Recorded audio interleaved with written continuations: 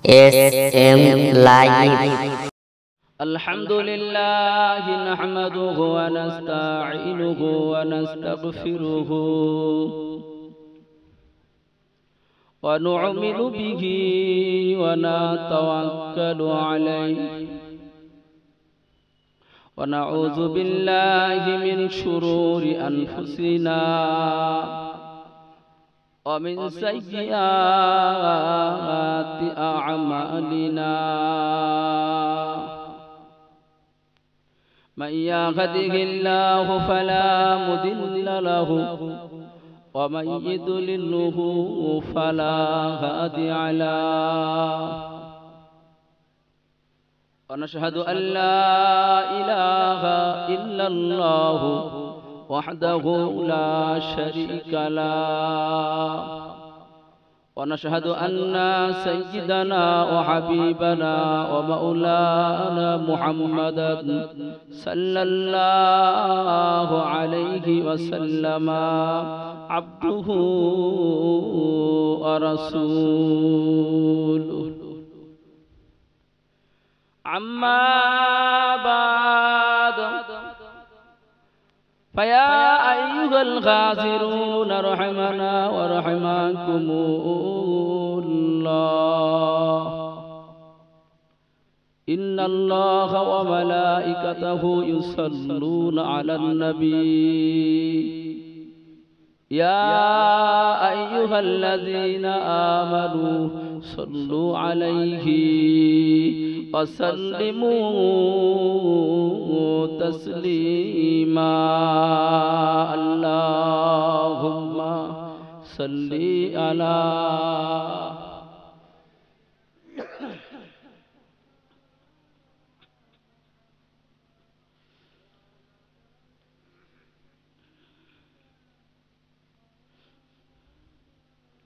একটু মহব্বতের সঙ্গে একটু উঠাও যে বলেন না একটু জোরে জোরে নবীর দরুদ পড়েন না আল্লাহুম্মা সাল্লি আলা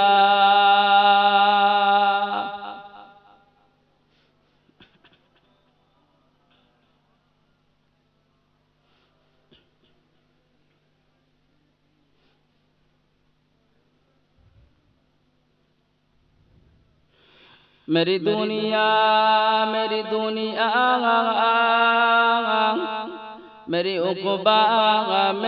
उक़बा शरीयत लेके आया हूँ तरीक़त लेके आया हूँ गुनाहों की बंदाज इबादत लेके आया हूँ रसूलुल्लाह की दिल में मोहब्बत लेके आया हूँ अल्लाहुम्मा सल्ली अला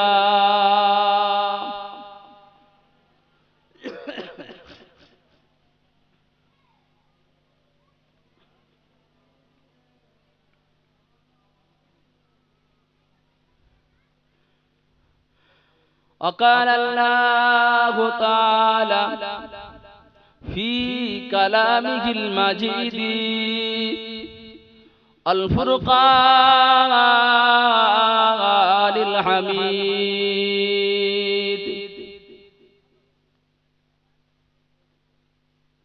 يا أيها الذين آمنوا ادخلوا في السلم كافة ولا تتبعوا خطوات الشيطان إنه لكم عدو مبين قال رسول الله صلى الله عليه وسلم في شان حبيبه مخبرا وآمرا من أحب لله وأبغض لله وعطى لله ومنع لله فقد استكمل الإيمان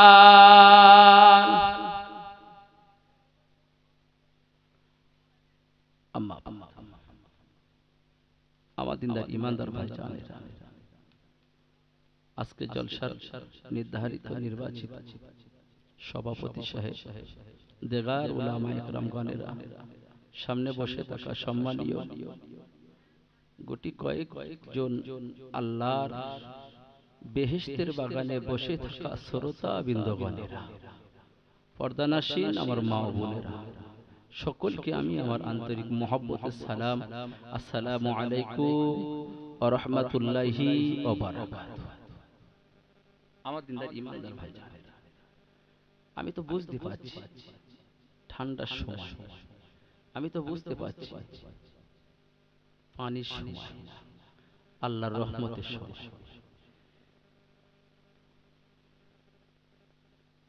এরকম আশা করি যে এই জলসা এসে এই পরিস্থিতি, এই অবস্থা।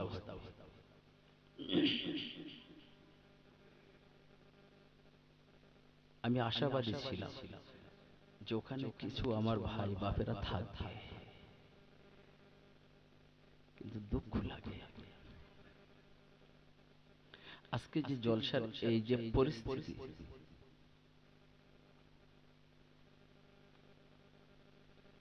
বেশি কথা বলবো না, দু চারটে কথা বলবো, হাদিস কোরআনের মধ্যে দিয়ে রেখে আমি বিদায় নেব। রাগ করলে হবে না, খুব ঠান্ডা মাথায় শুনতে হবে।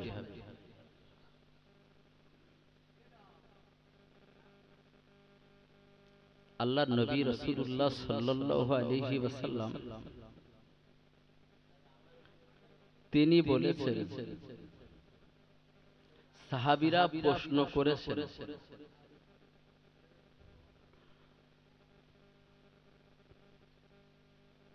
ইয়া রাসূলুল্লাহ, ইয়া হাবিবাল্লাহ, হুজুর আমি একজন আপনার সাহাবা, আমি একজন মুসলমান, আমার যে ঈমান, ঈমান বলে একটা জিনিস আছে, একটা বিশ্বাস, একটা জিনিস আছে, আমার যে ঈমান, ওই ঈমানটা আছে, আমি বুঝবো কি করে? কি গো, প্রশ্নটা করছেন আমার নবীর কাছে। ও নবী, আমার যে ঈমান, আমার যে বিশ্বাস, এটা যে আছে, এটা তো আমার জানা দরকার, আমি বুঝবো কি করে?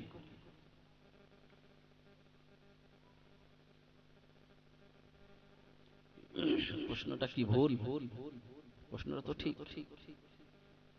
আল্লাহ রাসূল উত্তর দিলেন, জবাব দিলেন, বলবো নাকি? আল্লাহর নবী রাসূলুল্লাহ সাল্লাল্লাহু আলাইহি সাল্লামকে এই প্রশ্নের উত্তরের জবাব তো নবীকে দেওয়া লাগবে।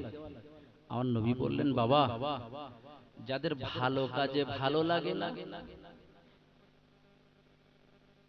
তাদের ঈমান নেই, আর যাদের ভালো কাজে ভালো লাগে তাদের ঈমান আছে।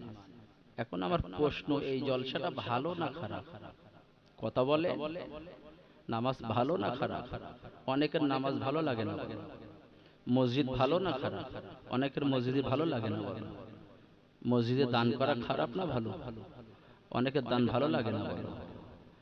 তাহলে বোঝা যাচ্ছে ঈমান আছে কি না? আর কথা বোঝা যাচ্ছে তো? আজকে আমি একটা চিন্তা ভাবনা করেছিলাম, একটু অন্য একটা বিষয় নিয়ে বলবো, কিন্তু এই জায়গায় জলসায় যা টাক পোকা লেগেছে, তাতে আমার ওই বিষয় ঘুরিয়ে একটু অন্য বিষয় নিয়ে আসার দরকার আছে। আগামীতে আপনারা নিয়ে আসেন না নিয়ে আসেন আমার দেখার দরকার নেই, কারণ এতদিন নিয়ে আসেন, নেতা আল্লাহ কি না খাবিয়ে আমার রেখেছে? কথা বলে। আর একটা জিনিস আমাদের এই মধ্যে খুব দুরান্ত ভাবে ছিল, সেটা এখন অদুরান্ত হয়ে গেছে। আগে খুব ভালো ছিল, সেটা এখন খুব খারাপ হয়ে গেছে। কি ছিল? আগে ওয়াজ নসিহত মাহফিলে যেখানে হতো, শুধু একবার হুজুররা বলতো আল্লাহুম্মা, তো যেন মনে হয় মজলিস গরম হয়ে গেছে, কথা বলে। আর এখন হুজুরাদের চিল্লে মরেও যায়, শ্রোতা বলে আমরা করতেছি না। এ খুব খারাপ অভ্যাস। ভাই বিশ্বাস করুন, যে দরুদটা পড়েন ওটা আপনি আমার দেবেন না। যে দরুদ শরীফটা আপনি পড়েন, ওই দরুদটা আপনি আমার দেবেন না, ওটা আপনার জন্য। আপনি জানেন এই একবার দরুদ শরীফ পড়লে আপনার কি হয়? ওই একবার দরুদের জন্য আপনার 10টা গুনাহ মাফ হয়। একটু জোরে বলবেন না? ওই একবার দরুদ পড়ার জন্য আপনার 10টা নেকি আমলনামায় লেখা হয়। একটু জোরে হবে না? ওই একবার দরুদের জন্য আপনার রুজি 10 গুণ বৃদ্ধি করে দেয় আল্লাহ। আসলে আমরা না লাভে লব হই, ফিরি তুলো বই। কিন্তু এখন লাভ জিনিসটাও সে জিনিসটাও আর নিচ্ছে। এখন শুধু এই লাভটা ছাড়া আর অন্য লাভ বুঝি না। ওরে শোনা, তোমার পূর্বপুরুষ চলে গেছে, তুমিও থাকবা না, ভুল করো না। দরুদ কিরাম জিনিস জানেন? বিরাট একটা মৌমাছির চাক, ওই চাকে ঢিল মারলে কি করে? ওড়ে। ওইটি ইনজেকশন দেয় না? ওই এমন ইনজেকশন ফলে ব্যথা হয়, যন্ত্রণা করে, জ্বরও আসে বেশি মাত্রায়, তাই না?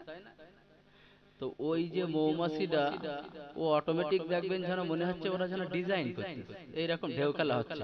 সব বলো চাকে পাখনার খেলা, একটা গুন গুন গুন গুন গুন গুন গুন গুন করে একটা আওয়াজও হচ্ছে, হয় না?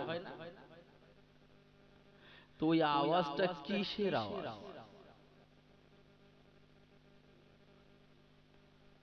ডানার আওয়াজ। হ্যাঁ, আমি জানি। আল্লাহ কোরআন শরীফ ওই মৌমাছির সম্বন্ধে একটা সূরা নাযিল করেছে। আমরা তো বোঝার চেষ্টা করি না, যার কারণেই তো আমার এই টাকপাকার অবস্থা। আমাদের মধ্যে সে আগের মতন আন্তরিকতা নেই। ওই পাশের বাড়ি চাচি মরে যাচ্ছে, তো ওই পাড়ার বউ এসে দু পিলে ঝোল করে খাওয়াচ্ছে। এখান থেকে 30 বছর আগে ছিল। এখন বাপ মরে গেলেও ছেলে খাওয়ায়। আছে নাকি আন্তরিকতা? ওই যে মৌমাছিটা গুনগুন করে, ওই গুনগুনের শব্দের মধ্যে একটা বাক্যরা পড়ে। সেটা কি? আমার নবীর দরুদ। কি পড়ে? আমার নবীর দরুদ। আর ওই দরুদের পড়ার সাথে সাথে কি হয়? ইউক্যালিপটাসের গাছের, ঝাঁজ গাছের, তেতো গাছের, টক গাছের, সর্ষে গাছের, তিলির গাছের যত ফুল, আমের ফুল, লিচুর ফুলের এক এক মধুর টেস্ট এক এক রকম। সব ফুলের মধু নিয়ে ওই জায়গায় রাখে আর নবীর দরুদ পড়ে, আর আল্লাহ পুরো মধুটার টেস্ট এক রকম করে দেয়, টক মিষ্টি হয়ে যায়। জোরে বলেন। তাহলে ওরা দরুদ পড়ে টক জিনিস মিষ্টি করে, আর ওই ওষুধ, ওই মধু খেলে আপনার 99টা রোগ সারে। কথা বোঝা যায় না? সর্দি সিরাপ কি থেকে হয়? ওই মধু। কাশি লেগেছে, সর্দি হয়েছে, তো তুলসীর পাতার মধু বলে না, বলে না? তাহলে আসলে আমরা বোঝার চেষ্টা করি না। তাহলে একবার দরুদ শরীফ যদি আমি পড়তে বলি, দেখেন যত রকমের মুখ বুঝিয়ে থাকা যায়। আমার কষ্ট হয়, আপনি ইচ্ছা করে কেন এই বরকতটা কমিয়ে নিচ্ছেন?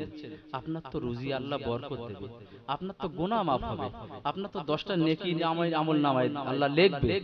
কিয়ামতের দিন কি আপনি নেকি নেকি করে বেড়াবেন, আপনার নিজের মার কাছে যাবেন, মা বলবে আমার পেটে হয়নি, আমার বাচ্চাই হয়নি, আর তুই ছেলে কেরা? ভাই আমি বলছি না, কোরআন বলছে।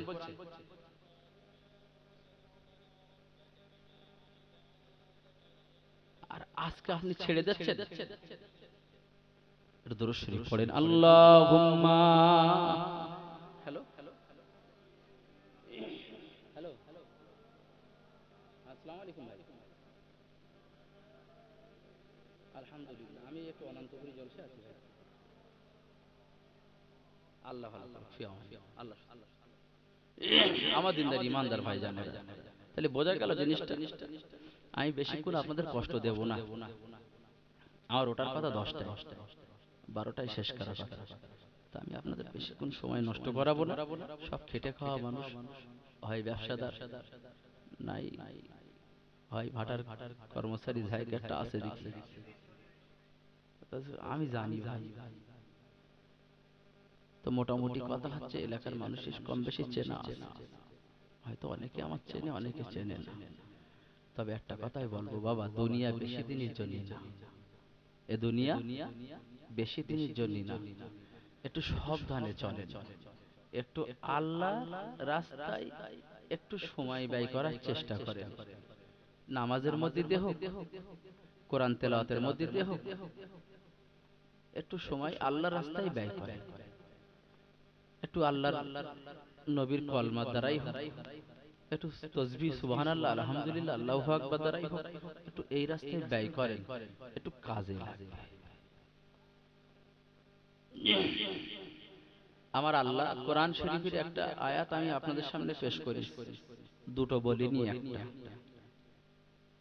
আল্লাহ বলেছে, ইয়া আইয়ুহাল্লাযীনা আমানু দুখুলু ফিস-সিলমি কাফা, হাই আমার বিশ্বাসীরা, হে আমার ঈমানদারেরা, তোমরা ইসলামের মধ্যে পরিপূর্ণ দাখিল হও, ইসলামের মধ্যে সম্পূর্ণ প্রবেশ করো। কেউ যদি জানলার মধ্যে দিয়ে মাথা গলিয়ে দেয় মসজিদে, সে কি মসজিদে ঢুকেছে বলে মনে হয়?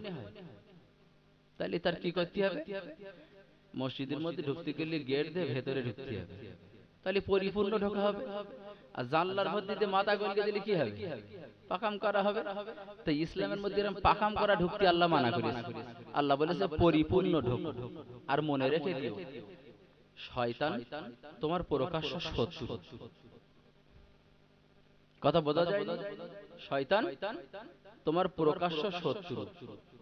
ইসলামের মধ্যে পরিপূর্ণ না ঢুকলে কি হবে, আর ঢুকলে কি হবে? আমি শর্টকাটে একটা উদাহরণ দেব। এরকম শুকনো সময় ফাল্গুন চৈত মাসের দিকে একটু হেলে সব কানাসে কানাসে ঘরে, ছেলে পিলে ওর দেখতে পারলি না, ও জব্দ করছে। কথা ঠিক না? তুই আস্তে আস্তে কি করে, হেলে সব হেঁকে বেঁকে আনাসি কানাসি ঘরে, ছেলে পিলেরা পিছন দেখতে নেবে, লাঠি নিয়ে ইট নিয়ে ও তাড়া করে। আর ও হেঁকে বেঁকে জায়গা কোথাও পিয়ে না পিয়ে একটা ঘুঘরু সালা পেল, তা মাথাটা ঢুকিয়ে দিল। ওই এক হাত লম্বা, ও ঢুকেছে 8 আঙ্গুল কি 4 আঙ্গুল। ও মনে করে আমার আর দেখতে পাচ্ছে না। আচ্ছা, বাচ্চারা কি ছেড়ে দেবে না চুমু খাবে? হ্যাঁ, কি করবে? ও দফা রফা সারবে না? ও জুত করে মারবে না? ও মাজার উঠবে? ইসলামের মধ্যে এরকম পরিপূর্ণ না ঢুকলে, আদা মধ্যে হেলে মতো ঢুকলে কি হবে বুঝাচ্ছেন? আর বলতে হবে?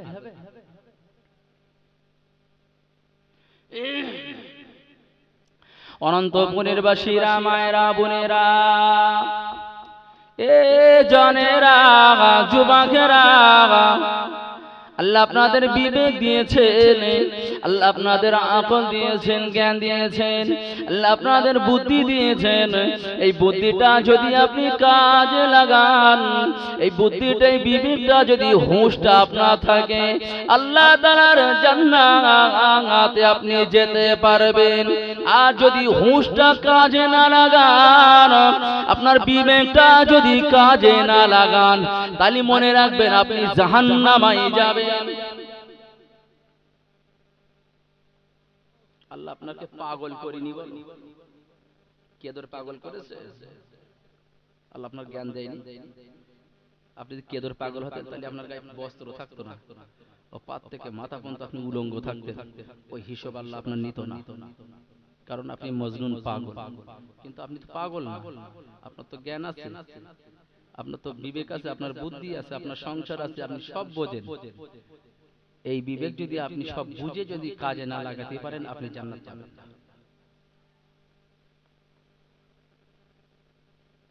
আর কথা বোঝা যায় না? মান আহাব্বা লিল্লাহি, আমি একটা হাদিস শরীফ পেশ করেছি।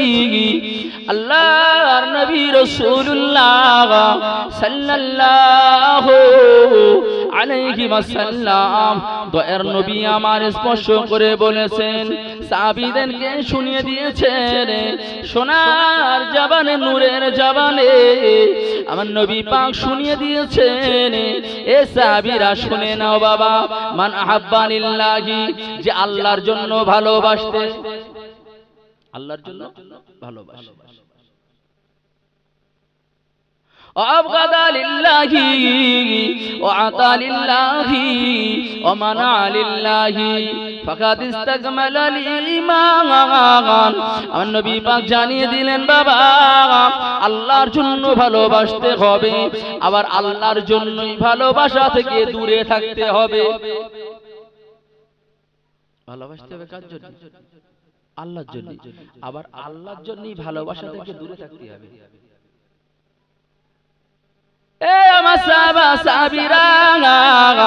আল্লাহর জন্যই দান করতে হবে, আবার আল্লাহর জন্য দান করা থেকে বিরত থাকতে হবে।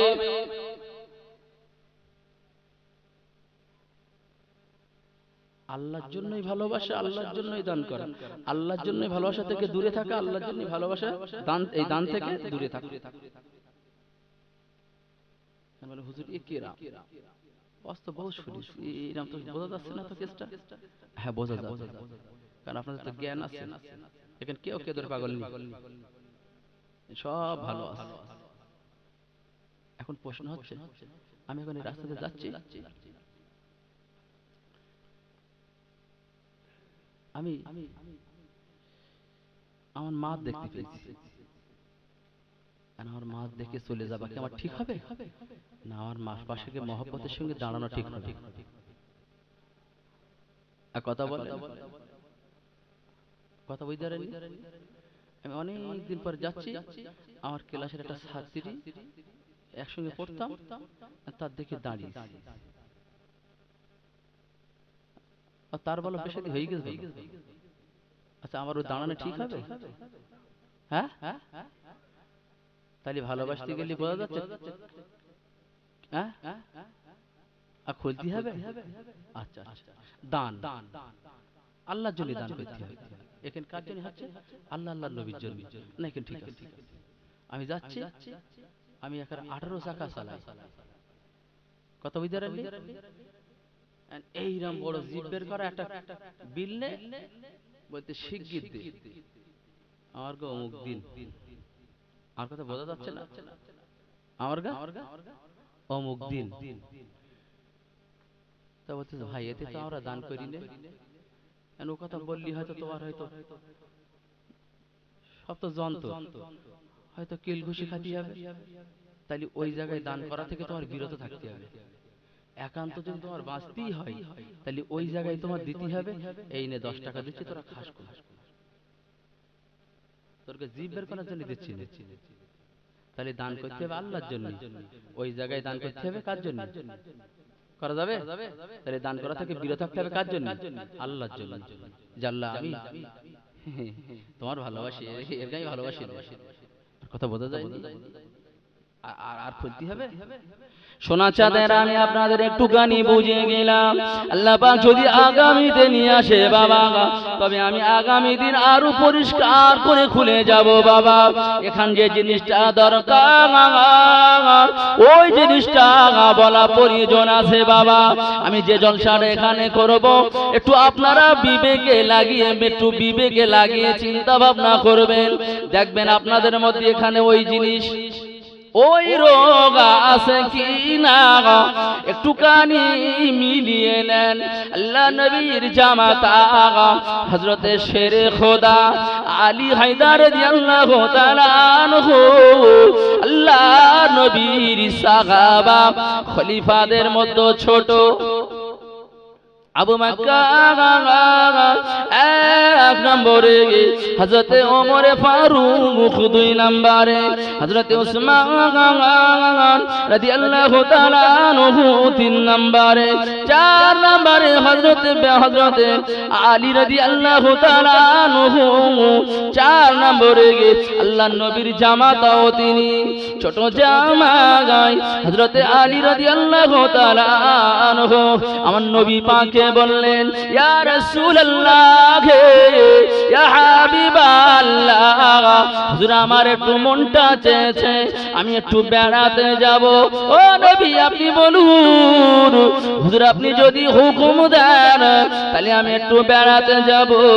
আল্লাহর নবী বললেন, বাবা আলী এই সাইডটাই যাও, এই সাইডটাই যেও না বাবা, ডান দিকে যাও বাবা, বাম দিকে যেও না বাবা, আমি তোমার নবী, আমি তোমার শ্বশুর, আমি মুহাম্মদুর রাসূলুল্লাহ তোমাকে বলে দিলাম বাবা, খবরদার খবরদার বাম দিকে যাবে না বাবা, বাম দিকে যেও না বাবা, এই সাইডটায় যাও বাবা।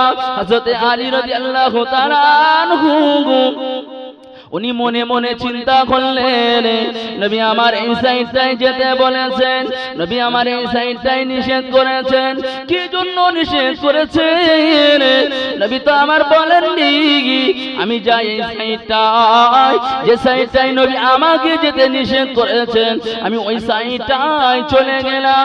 বেশ কিছু দূর যে দেখি একটা পরস্পর তিনখানা তালাব আছে, তিনখানা পুকুর আছে।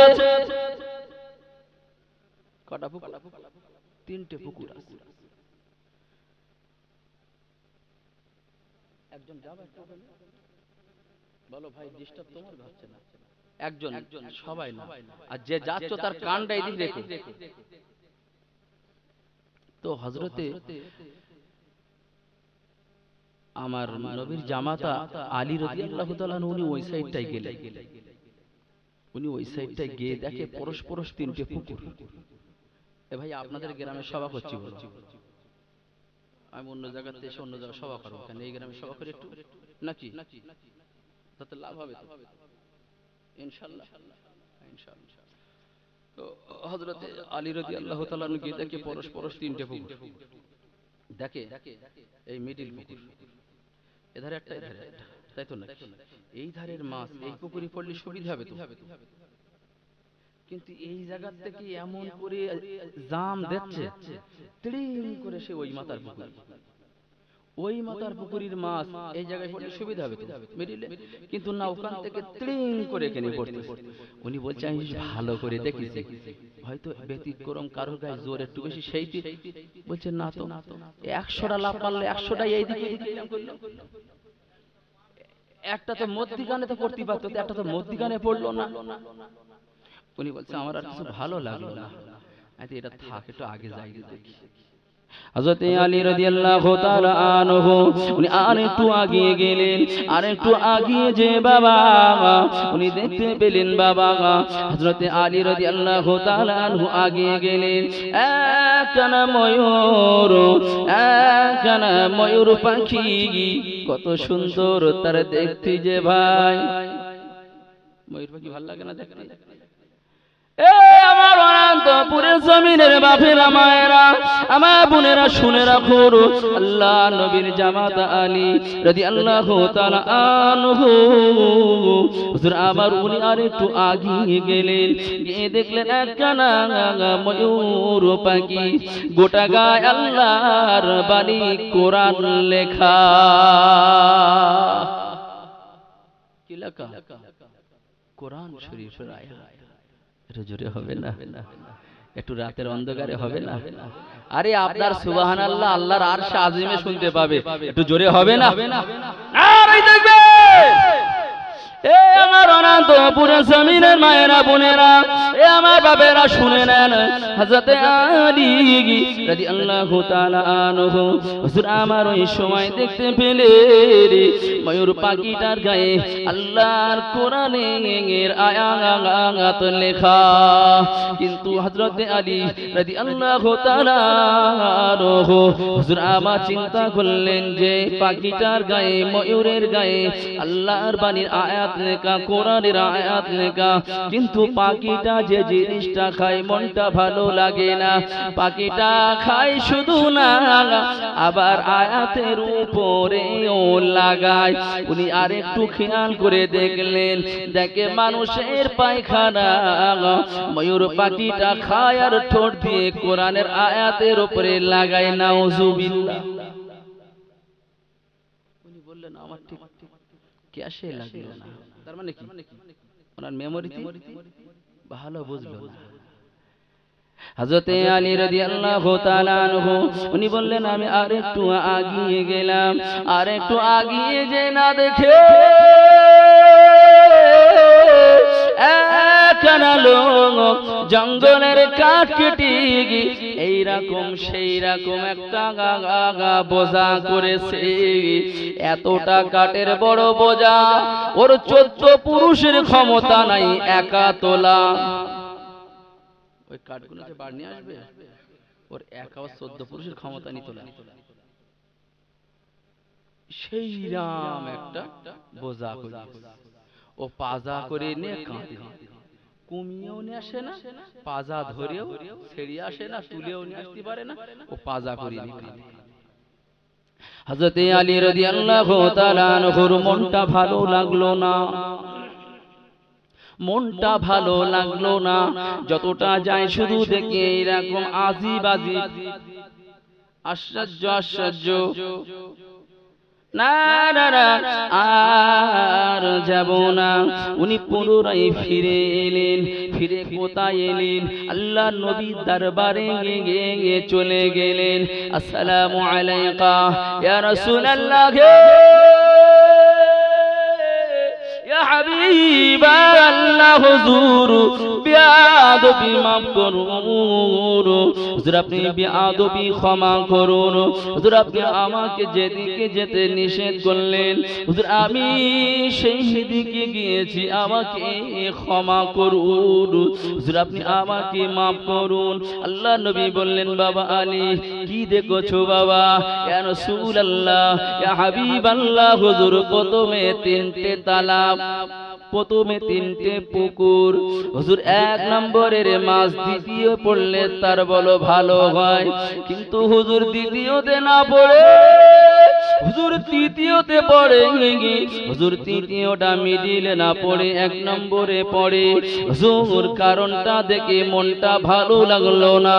হুজুর আমি আর একটু আগিয়ে গেলাম। হুজুর আমি আর একটু আগিয়ে যেয়ে দেখি একখানা ময়ূর পাখির গায়ে আল্লাহর বাণী আয়াত কারিমা লেখা আছে।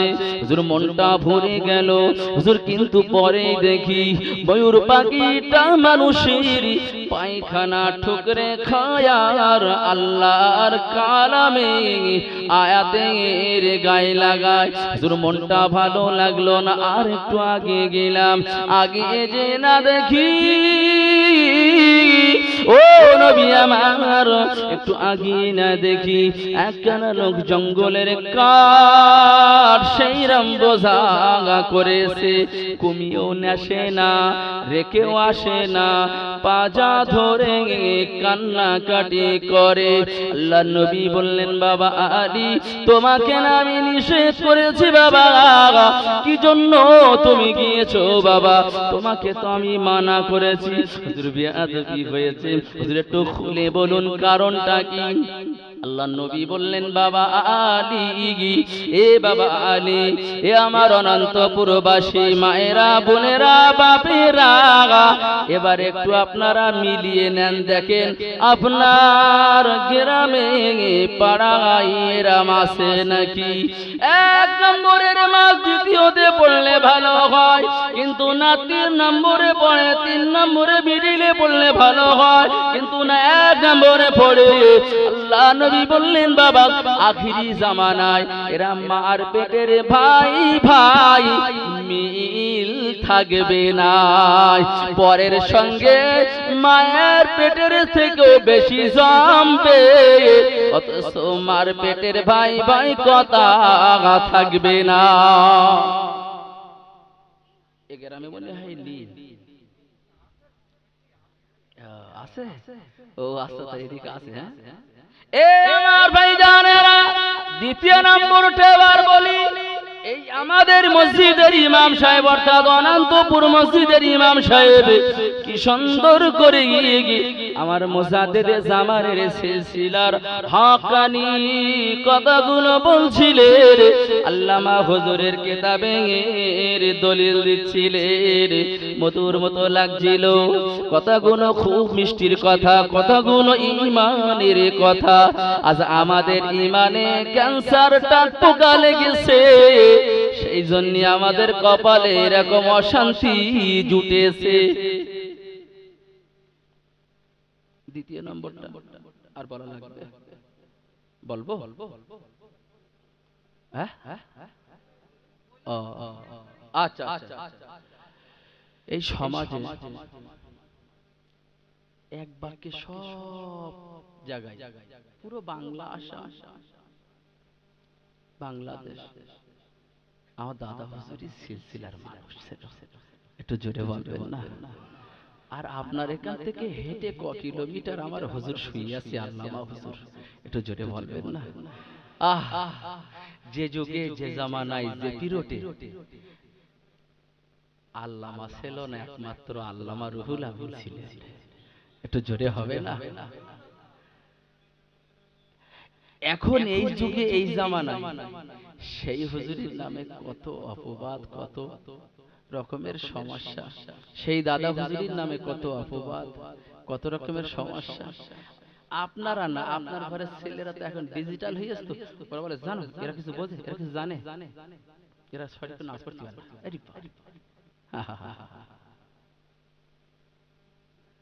তুই খুব শিখেছ না? এই যে আলেম তো এক না, আলেমের কোয়ালিটি শেষ নেই আছে। আগে সব জানতো কি তবলিগ ফুরফুরা, তাই তো না? এরকম একটা কিছু এখন আবার হয়েছে হাত ঝাড়া, আছে না? আছে না? এখন আবার হয়েছে বুড়ি আঙুল চাটা, আছে না? এখন আবার ফারেক হচ্ছে, আগে বলতো দেওবন্দি ফারেক, এখন আবার নাদোয়া ফারেক, কত ফারেক।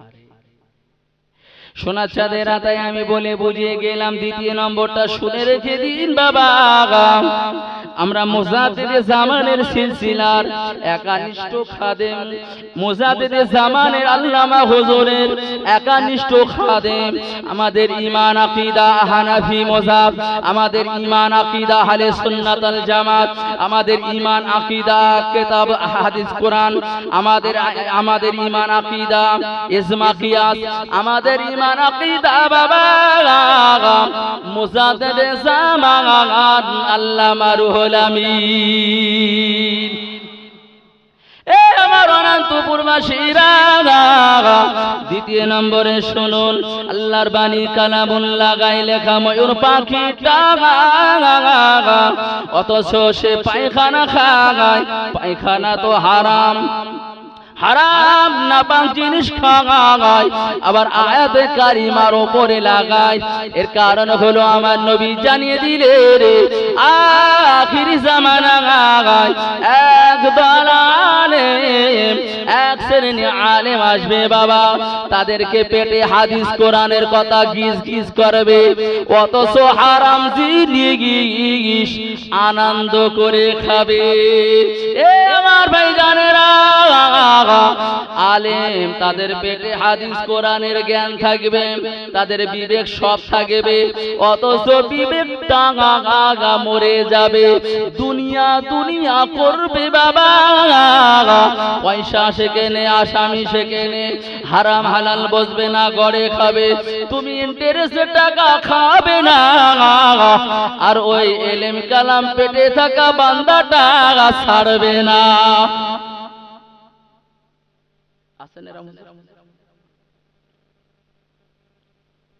তাহলে তৃতীয় নম্বরটা তাহলে বলা লাগবে,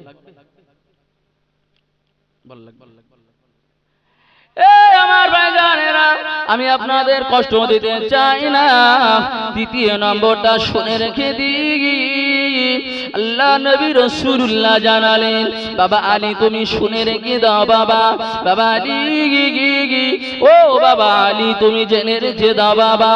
তৃতীয় নম্বরটা যেটা দেখছো, যে কাঠের বোঝা পাজা করে কুমিয়াও নিয়ে আসে না, পাজাও ছাড়ে না, ধরে শুধু কাঁদে। আমার আখিরি জামানায় আমার উম্মাত উম্মাতিদের মধ্যে এক শ্রেণীর মানুষ থাকবে, দুনিয়া পাজা করে থাকবে, দুনিয়া দুনিয়া দুনিয়া দুনিয়া করবে, এরা যে মরব, ইন্তেকাল হব, ওই কবরে শোব, এ কথা মনে থাকবে না। আমার অনন্তপুরবাসী, তাই আমি আপনাদের বলে গেলাম, একটুখানি মাথায় রাখো, মার পেটের ভাই ভাই মিল থেকো, গ্রামবাসী মিল থেকো, গ্রামবাসী ঐক্য থেকো, আল্লাহর রহমত নাজিল হবে, আল্লাহর দয়ার সাগরে থাকবে। আর যদি ভাই ভাই মিলে না থাকো, মনে রেখে দিও আল্লাহর রহমত থেকে বঞ্চিত হয়ে যাবে। এই আমার ভাই জানেরা, বলে গেলাম বাবা, দ্বিতীয় নম্বরে হাদিস কোরআনের জ্ঞান থাকবে, একটু হিসাব করে চলো, হারাম হালাল একটু মেনে চলো, সোনার জাগা।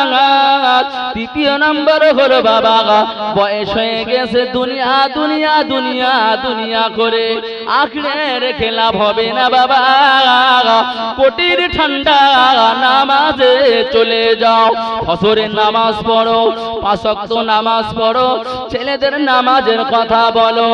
আর দুনিয়া দুনিয়া এইটা হয়েছে পাশের দাগটা হলি ভালো হয়, ব্যাংকে আমার আছে 2 লাখ আর 2 লাখ জমলি ভালো হয়, ছেলের বড় ছেলে 2 তালা করেছি, ছোট ছেলের 5 তালা করলি ভালো হয়, ডন্ডিরহাটের মার্কেটে 10টা দোকান আছে, আর 10টা পাশেরটা হলি ভালো হয়। এই লোক লালসা ভালো না, আল্লাহর পাবা কি করে, একটু ভেবে চিন্তায় চলা করো। তার কারণ ভেবে চিনতে না চললি, মনে রেখে দিও বিবেকটা মরে যাবে, আর বিবেক থাকতে যদি হিসাবে না চলো, আল্লাহর জান্নাত বলা যায় না। আমার সমস্যা, আমি আশা করিনি অনন্তপুরে সেই জায়গায় আমার এইরকম শ্রোতা নেওয়াজ করতে হবে। বিশ্বাস করেন, মরিয়াপুরি এর থেকে বড় প্যান্ডেল, এর থেকে বড় জায়গা, ওয়েট করছিল শুধু মিজান হুজুর। আজকেও ফোন করেছে আমার কাছে, এখন তো আপনার দেখাতাম, এখন তো কেউ মূর্খ নেই, এতে মিস কল দেখলে রিসিভ কল দেখলে সব বোঝা যাবে, আমি তো তৈরি করতে পারবো না। ওরা ফোন করেছে, আমি শুধু এখানকার ভালোবাসাই, বিরাট ভালোবাসা, না যাবো ইনশাআল্লাহ, ওদের পরে শোনাচ্ছে না, চাক করিস, একটু ভুল হয়ে গেছে, কিন্তু আশা করি আসলে আমাদের এই সিলসিলার মানুষদের মধ্যে ঐক্য নেই। আমি এখনো বলছি আপনাদের, কোন আলেম কি বলল শোনার দরকার নেই, আপনারা গ্রামের লোক মিলে থাকলে কথা বুঝতে পারেন। আমার বসে কিতাব লিখিনি, এখন সব গড়ে কি সব মূর্খ রিলে করা জান না কেউ, হুজুরি কিতাব পড়বেন মসজিদ, হুজুর দেবা বলে সেবা, আল্লাহর রহমত। এখন ঝামেলা করার সময় নেই, কথা বোঝা যায় না, একটু মিলে মিশে থাকুন, একটু ঐক্যের সঙ্গে থাকুন, শান্তি হবে। আজ আমাদের গ্রামে এলাকায় আর শান্তি নেই, যেখানে যাই সেখানে অশান্তি। আগে গ্রামে একটা সভা হতো, জমজমে সভা হতো, ভোরবেলা ফজরের নামাজ পড়ে গিয়ে হুজুর দোয়া করতো, শেষ মোনাজাত হতো, কথা ঠিক না?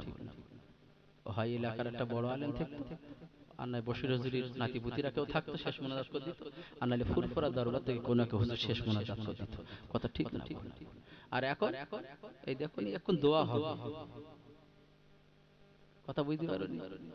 এখন অশোনাও লোক, অজ দুবার লোক প্রচুর আছে, কথা বলে। সেই জন্য বেশি ওয়াজ আমি শুনতেও বলতেছি না, আর বেশি ওয়াজ দিতেও বলতেছি না। আমি শুধু একটা কথা বলছি, গ্রামের লোক একটু কি করো, এই পুকুরের মতন ধ্যান করো না, একটু গ্রামের লোক মিলে থাকো। আচ্ছা বলেন, এই গ্রামে যদি কেউ ইন্তেকাল করে, আমি সেই ব্যক্তির থেকে না আসবো জানাজা পড়তে, কথা বলে, তাহলে আপনাদের গ্রামের লোক পড়বে তো, তাহলে ঝামেলা করে লাভটা। আপনারা ঘরে ঘরে ঘরে ঘরে মিল থাকে, যাই যাই মিল থাক, ভাই ভাই মিল থাক, কথা বুঝতে পারেন, আল্লাহর রহমত হবে। রাগ হচ্ছে নাকি? আমাদের ইমানদার ভাইজানেরা শুনে রেখে দিন, আল্লাহ নবী মুহাম্মদুর রাসূলুল্লাহ সাল্লাল্লাহু আলাইহি ওয়াসাল্লামের আর উপরে যে কোরআন নাজিল আল্লাহ করেছে, এই কোরআনের হুকুম, আল্লাহর হুকুম, আমার নবী পাকের সুন্নাতের উপরে আপনারা চলুন। আমি আপনাদের অনুরোধ করে যাই, আল্লাহ পাক আপনাদেরকে আমাদেরকে নামাজটা ফরজ করেছে। এই নামাজে আল্লাহ পাক বড় খুশি হয়। এখন আমি আপনাদের একটুখানি বুঝিয়ে যাই। আপনার ছেলে বিরাট একটা অন্যায় করেছে, আপনার ছেলে বিরাট একটা অন্যায় করে সে আপনার হাতটা ধরতে আপনার ভুল হয়ে গেছে। আচ্ছা, আপনার কি আর রাগ থাকবে? সে যদি এসে আপনার হাত ধরে কাঁদে, আচ্ছা আপনার আর কি গরম থাকবে? থাকবে না? যত বড় কঠোর হোক, কাঁদবার বলে বাপ এরম কাঁদার করিস, কথা ঠিক না? আমার ভাইজানেরা, আপনার সন্তানকে যদি আপনি এই মায়া করে এভাবে যদি ক্ষমা করে, আল্লাহ পাক রব্বুল আলামিন তানাকে